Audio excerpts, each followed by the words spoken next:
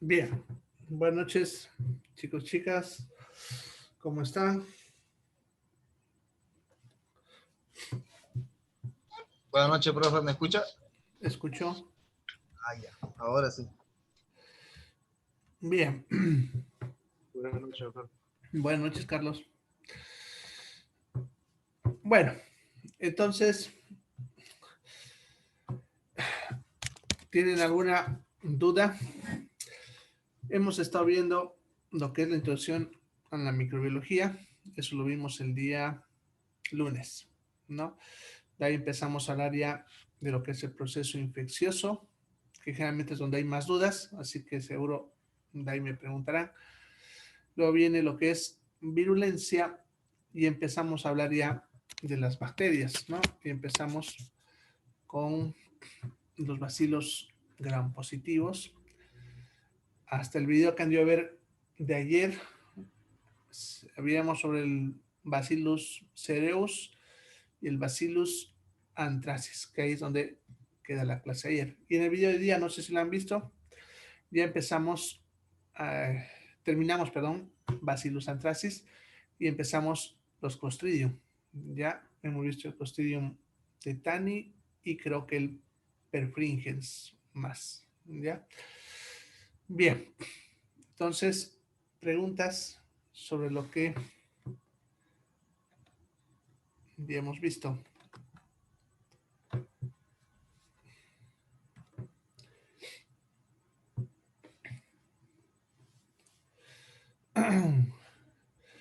Ya, la inflamación. Bueno, la pregunta dice por qué la inflamación es un mecanismo de defensa. ¿Ya? El proceso inflamatorio es en sí el mecanismo de defensa del organismo, ¿ya? Pero también al mismo tiempo es el que da la sintomatología de enfermedad, ¿ya? Si nosotros no hiciésemos el proceso inflamatorio, no nos pudiésemos defender en primer lugar, porque ese mecanismo no estaría funcionando, y en segundo lugar, no tendríamos sintomatología de estar enfermo hasta que la bacteria haga desastres en nuestro cuerpo. ¿Ya? Entonces, el proceso inflamatorio es un mecanismo de defensa y al mismo tiempo actúa como un sistema de advertencia a nuestro cuerpo para decir que estamos enfermos y nosotros podamos tomar medidas. ¿Ya? Si bien el mismo proceso inflamatorio es el que da la sintomatología de la enfermedad, ya por lo tanto forma parte de lo que sería la enfermedad, pero es porque nuestro cuerpo se está defendiendo. Por ejemplo, una persona de la tercera edad o un paciente diabético muchas veces es atacado a veces por una bacteria y como su sistema de defensa está malo, ya sea por la edad o por la diabetes, ¿no? Entonces no desarrolla el sistema de inflamación, ¿ya? Y como no hace una inflamación, no tiene síntomas y por lo tanto no se entera que está enfermo hasta que ya se pone bastante mal. Por ejemplo, en los viejitos van a ver, eh, a veces ellos pueden tener una neumonía y no tienen ni fiebre, ya apenas de repente una tosecita, ya, y ya cuando les empieza a faltar el aire, se están fatigando, o incluso en algunos casos cuando ya pierden la conciencia, recién cuando llevan al hospital, nosotros pillamos la neumonía. Ya, en muchos casos es así, principalmente en la tercera edad y en los diabéticos, ¿no? Incluso los diabéticos, famoso pie diabético que han escuchado hablar, el paciente a veces ni se entera que tenía una herida en el pie porque no ha habido proceso inflamatorio. Bueno, y también el diabético ya se han muerto algunos nervios, ¿no? Pero no hay un proceso inflamatorio que haga que el paciente se dé cuenta que tiene una herida en el pie y por eso se termina complicando, ¿ya? Entonces, el proceso inflamatorio eh, es un mecanismo de defensa, no se olvide. Ahora, hay que también tener en cuenta que dependiendo de la severidad de este proceso inflamatorio, ya el proceso también puede ser bastante grave. Y si bien la inflamación es un mecanismo de defensa. También este mismo proceso inflamatorio nos puede terminar matando. ¿Ya? Por ejemplo, en estos últimos meses han escuchado el famoso COVID-19, ¿no? Ya este virus que está produciendo esa enfermedad, que es el virus SARS-CoV-2. ¿Ya? Una de las cosas que generaba la muerte de la gente que adquiría esta enfermedad era un proceso que se le conoce como la tormenta de citoquinas. ¿Qué es la tormenta de citoquinas? No es nada más que un proceso inflamatorio masivo. Cuando muchas de nuestras células se ven agredidas al mismo tiempo, y eso incluye las células de defensa, como el macrófago que yo menciono ahí en el video, ya liberan grandes cantidades de citoquinas. Y las citoquinas, los leucotrienos y las prostaglandinas son las sustancias que inician el proceso inflamatorio. Entonces, si una parte de mi cuerpo bota gran cantidad de alguna de estas sustancias, va a tener un proceso inflamatorio severo y de repente generalizado a todo el cuerpo, ¿no? Y es lo que pasa, por ejemplo, el famoso COVID. En algún momento, en algunos, porque no es en todos, desarrollan esa tormenta de citoquinas y estas citoquinas circulan rápidamente por todo el pulmón y por todo el cuerpo, produciendo una inflamación masiva de todo el cuerpo. Eso va a hacer que los vasos sanguíneos se dilaten. ¿Se acuerdan que en lo que les explico la inflamación, en la zona se dilatan los vasos sanguíneos? ¿Ya? Y eso va a hacer que la presión sanguínea baje de forma severa. ¿Ya? Le va a costar al cuerpo mantener la presión sanguínea y por lo tanto el flujo sanguíneo va a reducir, haciendo que esa falta de circulación empiece a hacer que los tejidos empiezan a sufrir por falta de sangre y terminen muriendo. ¿Ya? Por eso también los que han sobrevivido, por ejemplo, las tormentas de citoquinas, si conocen a alguien o han visto de repente en la televisión, ellos a veces tienen marcas en la piel, no se le vuelve oscura en algunas partes. Ya, es porque está haciendo rebote en algunos micrófonos. Bueno, entonces quedan con una parte del cuerpo lesionada de por vida. A veces pierden un dedo del pie, de la mano, o simplemente la piel queda más oscura por lo que sufrió por falta de oxígeno o alguna otra lesión. ¿Ya? Bien. Entonces, eso sería en cuanto a lo que me están preguntando sobre si es o por qué es un mecanismo de defensa, ¿no? Ya, sin embargo, como están viendo, al mismo tiempo da la sintomatología de la enfermedad. Por ejemplo, en la neumonía, cuando les hablo de neumonía, ¿ya?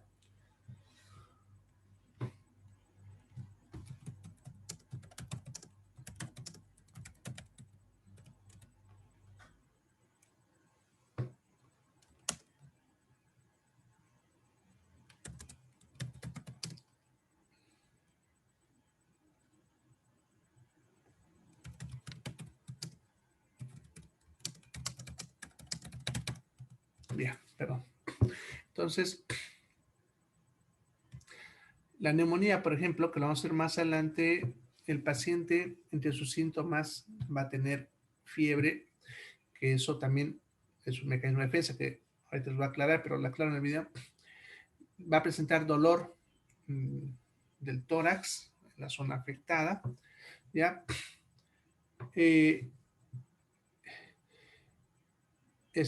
Fiebre, dolor, dificultad respiratoria, ¿ya? El dolor es de la inflamación, como ya hemos visto, ¿ya? Ya. La tos que el paciente tiene es para botar la flema y esa flema se debe a que la inflamación está produciendo edema y por lo tanto se produce bastante líquido asociado al moco, produciendo bastante flema. ¿Ya? La dificultad respiratoria se debe a que también el pulmón por dentro, esa inflamación llena una zona del pulmón llena de líquido, del edema y también células que se están llenando por la inflamación, ¿ya? Y por lo tanto una zona del pulmón no funciona bien, ¿ya? Y por eso el paciente va a presentar esa dificultad respiratoria. Si nosotros viéramos el pulmón por dentro, esa zona estaría más roja, ¿ya? Y si la tocásemos, todavía ser más caliente, ¿no? Todos los síntomas de la inflamación. Bien.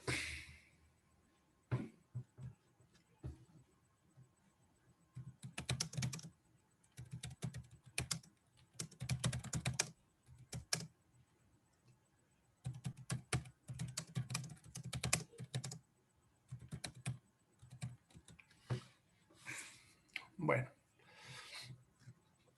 ¿Alguna pregunta? ¿Pregunta? Bueno, la fiebre, entonces, aclarando también, o ampliando, perdón, lo que me han preguntado. Ya, la fiebre también es un mecanismo de defensa. Ya, también, ya, no es en sí una enfermedad. Ya, la fiebre se debe a que las sustancias inflamatorias están circulando en la sangre, ya, y al pasar por el hipotálamo hacen que se active un mecanismo, el cual va a hacer que se activen algunas hormonas que harán que el proceso metabólico en todo el cuerpo se incremente. Y cuando el proceso metabólico se incrementa, vamos a producir más calor. ¿Ya? Entonces eso va a hacer subir la temperatura del cuerpo. ¿Ya? Pero eso solamente sería temperatura. Y la fiebre, además de temperatura, es dolor muscular, dolor articular, dolor de cabeza, escalofríos. ¿Ya? Lo que es el dolor muscular, articular y dolor de cabeza se debe a las mismas sustancias que estamos hablando, dando vueltas por la sangre, por todo el cuerpo y por lo tanto activando todos los sensores de dolor que tenemos en todo el cuerpo. Por eso nos duele todo el cuerpo. Ya, en cuanto al escalofrío, es otro mecanismo, ya, en este caso a nivel muscular, el músculo se contrae para generar calor, ¿no? Y eso haría que el cuerpo empiece a subir de temperatura. Ahora, ¿por qué la temperatura en sí es un mecanismo de defensa? Porque las bacterias, principalmente las bacterias, ya, eh, al igual que otros seres vivos, tienen ciertas características, ya, y por lo tanto necesitan cierto ambiente para poder sobrevivir. Y una de las características de ese ambiente es la temperatura. Ellas se sienten cómodas a la temperatura de nuestro cuerpo, que está entre los 36 y los 37 grados centígrados. A esa temperatura ellas están felices y se reproducen rápidamente en nuestro cuerpo.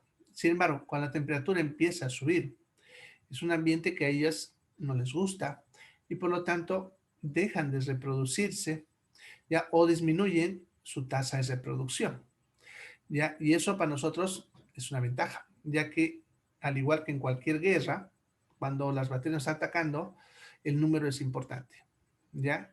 Tiene que competir con el número de nuestras células de defensa, ¿ya? Y si son muchas, pues nos vencen, ¿no? Si disminuye el número, es más fácil para nuestro cuerpo controlarlas, ¿no? Entonces, esa subida de temperatura actúa como un mecanismo de defensa, principalmente para las bacterias, como digo. En cuanto a lo que son los virus, eh, los hongos, los parásitos, bueno, en cuanto a los virus, no produce, o sea, no actuaría como un mecanismo de defensa, ya que los virus no les interesa la temperatura. Ya, en cuanto a los hongos, también los frenaría, ya, y en cuanto a los parásitos, también frena su reproducción. Incluso algunos como el Ascaris lumbricoides, que es la lombriz común, que ustedes aún están a ver y van a votar, y que lo vamos a ver en el último tema. Cuando la persona tiene fiebre, se empiezan a salir del cuerpo, ¿no? Y es cuando el paciente empieza a botar gusanos, ya sea que por la boca o al defecar. Ya tratan de escaparse del cuerpo, ¿no? Porque la temperatura está muy alta. Eso se nota en ese gusano, ¿ya? Bueno, eso en cuanto a la fiebre. ¿Alguna otra pregunta? Están muy callados hoy día. ¿Preguntas?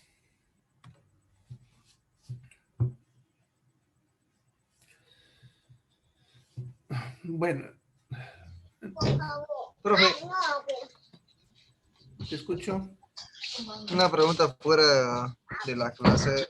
Una Sí, preguntita, usted que es doctor y está al tanto de lo que está pasando, ¿irá a volver el COVID más fuerte?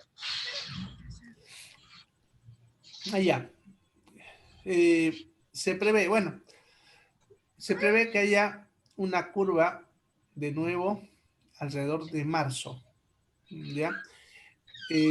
Como es un virus respiratorio, los virus respiratorios normalmente se favorecen cuando la temperatura reduce, ¿ya? Sobreviven más tiempo, ¿ya? En temporada de calor reducen, ¿ya? Eso es normal con todos los virus respiratorios. Entonces, como estamos entrando a una época de calor, es normal que la curva empiece a bajar. Va a empezar a bajar y va a mantener un valor, o sea, todavía van a seguir habiendo casos, ¿ya? Pero menos, ¿no? Reducidos más o menos hasta marzo, a menos que haya alguna aglomeración, todo que pueda desencadenar un brote. Sin embargo, hasta marzo se prevé que mantengamos una línea recta sobre la cantidad de casos reportados. Y en marzo, cuando empieza a bajar las temperaturas, ya se prevé que vuelva a haber una nueva curva. Entonces, por eso se está pensando que al año probablemente tenga que volver a tomarse medidas de cuarentena.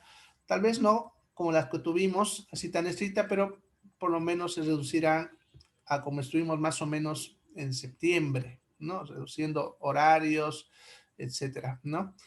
Eh, Ahora, no es tanto el problema de esa curva, porque esa es esperable, sino lo que está pasando ahorita, ya, y lo que se está analizando es la relación con el virus del dengue, ya. Normalmente el dengue empieza a aumentar en esta temporada, porque es una temporada donde aumentan las lluvias, estamos entrando a temporada de lluvias, ya desde aquí hasta enero son las lluvias, y el aumento de la temperatura favorece el crecimiento del mosquito, ya en relación con las lluvias, y por lo tanto aumentan los casos de dengue. Y ya hemos reportado casos de pacientes con COVID y al mismo tiempo dengue. El problema de esto es que si el paciente tiene estos dos virus, más fácilmente se complica de cualquiera de las dos. Entonces aumenta su riesgo de fallecimiento por complicaciones de esta asociación, ¿ya? Y eso es lo que ahorita se está viendo, está pasando en nuestro medio, ¿ya? Entonces está analizando ese problemita, ¿ya? Ahora, eh, no sé si saben, pero también estamos tratando de aislar un brote del virus, del arenavirus, del chapare, que es un virus también de tipo hemorrágico, produce una fiebre hemorrágica, que ha aparecido un pequeño brote, ¿ya? Y bueno, ojalá se llegue a contener como lo hicimos el año pasado en La Paz, cuando tuvimos un brote del mismo virus y solamente hubieron unos cuantos casos, ¿ya? Porque en esta temporada, más este virus, más el virus del dengue, si se dispersa este otro virus, pues bueno, vamos a tener un año Dicen, buenas bastante noches. feo, ¿ya? ¿En qué consiste En ese realidad, virus, el Chapare? ya, el virus del Chapare es un tipo de virus, ya es un arenavirus. Estos virus se transmiten a través de la orina de algunos animales. En este caso está asociado a un tipo de ratón que vive en lo que es en las zonas de los valles. Ya eso incluye no solamente la zona del Chapare, sino la zona del Yungas, del norte de La Paz, que es donde hubo el año pasado, y la zona de los valles de Santa Cruz, ya que sería todo lo que queda hacia el oeste de nuestra ciudad, de allá hacia los valles, ¿no? Entonces, este tipo de ratón vive ahí y su orina puede esparcir al virus, haciendo, si este ratón empieza a incrementar, porque igual que el mosquito tiene que ver con algunos cambios, ¿ya? Al caminar por los alimentos puede contaminarlos, ¿ya? Y ese es el problema. Entonces, al consumir, pudiésemos contagiarnos, ¿ya? Y el problema de este virus es que puede contagiarse no solamente de esa que sería la forma primaria, sino por otras formas más, ¿no? Por contacto directo en algunos casos, ¿ya? Es muy mortal, una tasa alta mortalidad. Fíjense, en el Yungas, cuando hubo el año pasado, enfermaron 7 personas, de las cuales fallecieron 6. Uno sobrevivió, uno de los médicos justamente, ya porque los demás, incluso un gastroenterólogo que hizo una endoscopía, etcétera, todos ellos fallecieron por este virus. Entonces su tasa de mortalidad es elevadísima. Ya se está tratando de evitar. Ahora, en cuanto a la sintomatología, se parece un poco al dengue, ya es un cuadro febril intenso, acompañado de cefalea, mialgias, artralgias, pero el principal problema es que produce hemorragias, ¿ya? El dengue, no en todos los casos, como lo vamos a ver más adelante, en cambio este virus, en todos los casos, produce un cuadro hemorrágico y eso es generalmente lo que genera la muerte de los pacientes, ¿ya? Bueno, eso en cuanto a la sintomatología. Tratamiento, como es viral, ya les he explicado ahí cuando hablaba de virus, que como los virus no son seres vivos, no hay tratamientos, ¿no? En ese caso solamente tratamos de compensar el por qué produce la hemorragia, reponiendo plaquetas, plasma, factores de coagulación, etcétera, dependiendo de la complicación, y procurar mantenerlo vivo para que el mismo cuerpo lo resuelva, ¿ya? Como es un virus emergente, eso significa un virus nuevo, ya que no es muy conocido y que no hay muchos casos, entonces también la experiencia para reconocerlo también es pobre, ya no tenemos, podemos decir, mucha experiencia para reconocerlo, así que un brote sería peligroso. Por suerte, no es un virus que se esparce tan rápido, ¿no? Porque todavía, podemos decir, depende del ratón, pero una vez se empieza a esparcir en humanos por otra vía, ahí sí se vuelve peligroso. ¿Ya? Bueno, ojalá, ¿no? El año pasado tuvimos éxito, a pesar de que fallecieron unas personas, pero no se llegó a dispersar. Ojalá este año también pase lo mismo con eso. Bien. A ver, Clostridio perfringens y tetania. Bueno, en sí, los Clostridium todos, el tetania, perfringens difficile y el botulino, todos son bacterias anaeróbicas obligatorias, ¿ya? Todos los Clostridium. Eso significa que les gusta vivir en lugares donde no hay oxígeno, ¿ya? Vasos podridos, aguas negras, cuerpos en descomposición, etcétera, ¿no? Entonces le gusta vivir en ese tipo de tejido, ¿ya? En nuestro cuerpo, por lo tanto, no nos van a atacar a menos que le demos campo a que nos ataquen, ¿ya? En cuanto a lo que es el prefijes y el tetani, ellos nos van a atacar si caen en un tejido muerto, ¿ya? ¿Eso qué significa? Que si ustedes se hacen una herida, un corte, ¿ya? Si ese corte, sus bordes son limpios y tienen vitalidad, no significa que no se ha muerto el tejido, ya por más que les caiga esta bacteria, no desarrollaremos la enfermedad, ¿ya? Porque estas bacterias no les gusta vivir en tejido vivo porque el tejido vivo es rico en oxígeno y a estas bacterias no les gusta el oxígeno, ¿ya? Pero si ese corte, de ahí la asociación con los fierros oxidados, ¿ya? Si ese corte desgarra y produce tejido muerto, tejido necrótico, ¿no? O sea, retazos de piel que se desprendieron de sus vasos sanguíneos y se mueren, obviamente, ya estas bacterias van a vivir felices en ese tejido muerto, ya, entonces van a empezar a vivir ese tejido muerto y a partir de ahí botarán sus toxinas, ya, el perfinges, su toxina va produciendo necrosis, o sea, su toxina va matando los tejidos de a poquito de alrededor de la zona donde empezó, o sea, alrededor donde está el tejido muerto, haciendo que el tejido muerto alrededor, perdón, el tejido vivo de alrededor se empiece a morir y eso hace que la bacteria aumente el número porque si hay tejido muerto, pues más alimento, ¿no? Entonces empiezan a invadir eso y por eso el tejido muerto va creciendo. En cambio, el tetani su toxina no produce necrosis, no hace que el tejido se muera, pero su efecto es a nivel del sistema nervioso, ¿ya?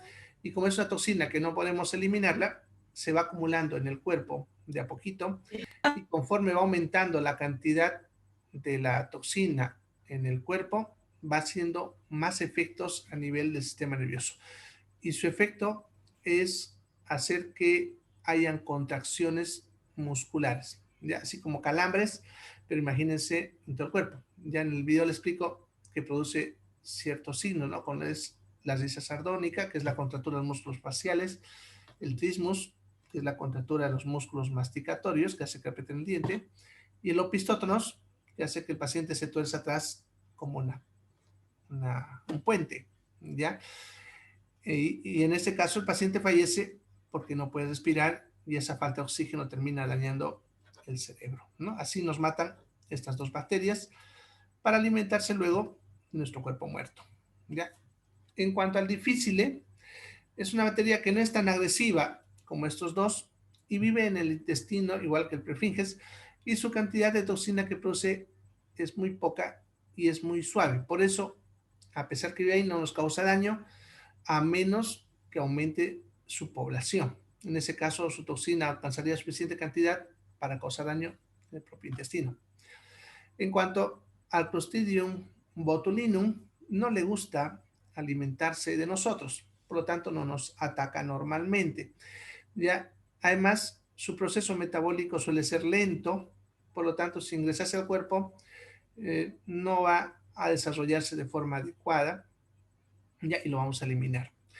El problema es cuando cae en un alimento que le favorece y entonces va a ir creciendo lentamente en una conserva, en mucho tiempo alcanzará suficiente toxina como para causarnos daño. Y su toxina de esta bacteria ya hace lo contrario de la del tetanio. Su toxina también afecta al sistema nervioso y al músculo, pero en este caso produce una parálisis flácida. ¿Ya? El tetanio producía contracturas, eso hace que el músculo se relaje, ¿no? Por lo tanto, esa parálisis hace que en algún momento el paciente deje de respirar, porque para respirar usamos músculos, y morimos por esa toxina. ¿Ya? Entonces, así serían estas bacterias. Ahora, no sé qué más quisieras que te aclare sobre estas bacterias. ¿Ya? ¿Alguna otra pregunta? Tengo todavía unos 5 minutitos. Preguntas. Profe, disculpe, Dime, Eric. usted en la clase 2, si no me equivoco, dice que cuando muere un necrófago, creo, ¿Ya? libera unas sustancias químicas, ¿no ve? Y Sí. eso rodea todo el cuerpo. Uh-huh. Entonces, eso nos provoca dolor de cabeza, fiebre, musculares, etcétera. No, Camilo, ya tomaste té, vení. Ya. Pero creo que lo que no dijo fue que cómo nos deshacemos de esas sustancias químicas que botó el que se suicidó, digamos. Ya. Bien. Estas sustancias tienen su tiempo de vida. Ya todas las sustancias que nosotros ingerimos o producimos tienen cierto tiempo de vida en el cuerpo. Algunas se van a metabolizar para ser eliminadas y otras simplemente se van eliminando a través de la orina, ¿ya? Dependiendo de cuál sustancia es. Generalmente, en cuanto a las sustancias proinflamatorias, su tiempo de vida suele durar de 12 a 24 horas. En otras palabras, si dejamos de producir, en 12 a 24 horas desaparecería la sintomatología. Y obviamente, para dejar de producir estas sustancias, tenemos que tienen que dejar de morirse los macrófagos o los neutrófilos, que son los dos principales que producen estas sustancias, ¿no? Y eso ocurrirá cuando ellos ya terminen con todos los agentes infecciosos, ¿ya? Entonces, solita la sustancia va a desaparecer una vez que hayamos conseguido matar a la bacteria, ¿ya? Y eso puede haber ocurrido de dos maneras. Uno, que nuestro sistema de defensa fue efectivo y los terminó de exterminar, o a través del uso de algún medicamento, un antibiótico, ¿no? Que termina de matarlos también. Y por eso normalmente van a ver que cuando nosotros damos un antibiótico, todavía los síntomas siguen unas 12 a 24 horas, ¿ya? Y nosotros esperamos hasta 72 horas para que se termine de eliminar todo. Ahora, cuando hay un puchichi, un absceso, por ejemplo, ya lo que les explico, el pus son estas células muertas y por lo tanto hay gran cantidad de sustancias. Por eso un puchichi, mientras no salga el pus, ya, entonces va a seguir produciendo la sintomatología, ¿no? Por eso es importante hacer que el pus se elimine cuando es superficial. Cuando es profundo, por ejemplo, un absceso en hígado, que eso algunas veces lo operamos y otras veces no, tenemos que esperar a que esto se absorba lentamente. Con el uso de antibióticos matamos la bacteria y el pus se absorba lentamente y por lo tanto los síntomas van a durar bastante, ¿no? A veces 15 a 20 días. Nosotros le hacemos seguimiento durante todo ese tiempo, ¿ya? Bien. ¿Alguna pregunta más? 2 minutos más tengo. Gracias, doctor.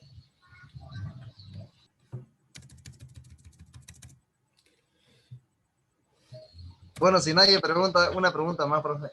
A ver. Ya que está hablando del puchichi, ya el pus serían nuestras defensas muertas, dice usted, ¿no ve? Entonces, sí. Si eso sería, ¿qué sería la pepa que le dicen del puchichi, que tiene una pepita que tiene que salir sí o sí? Sería es el eso. tejido muerto. También es tejido muerto. Pero en este caso no son las células de defensas, es el tejido de ahí, sea la grasita, el músculo, lo que sea, el tejido de ahí que se ha muerto, es lo que forma esa bolita que vos dices. Ah, ya, porque si no sale eso, digamos, el puchichi sale en otra parte del cuerpo, ¿no? No, simplemente que si no sacas eso, tienes tejido muerto ahí adentro que va a iniciar una nueva reacción inflamatoria y por lo tanto el proceso se va a mantener hasta que botes. ¿Ya? El hecho de que salga en otro cuerpo tiene que ver con que la bacteria no haya muerto. ¿Ya? Entonces, por más que vos drenes un puchichi y salga de pus, si no has dado un antibiótico y la bacteria sigue por ahí alrededor, va a volver a salir porque no has matado a la bacteria. ¿Ya? Ya, profe. Ya, gracias. Bueno, entonces nos vemos la siguiente clase el día lunes. ¿Ya? Cualquier cosita, ya pregunten nomás en el Classroom. ¿Ya? Y bueno, vean qué preguntar, están muy calladitos. Aprovechen su tiempo, ¿ya? Porque hay muchas cosas que uno a veces no entiende y por vergüenza se lo pierde, ¿ya? Sí, bien, profe. Nos vemos entonces el día lunes. Ya, se cuidan, vayan viendo y haciendo sus cuestionarios.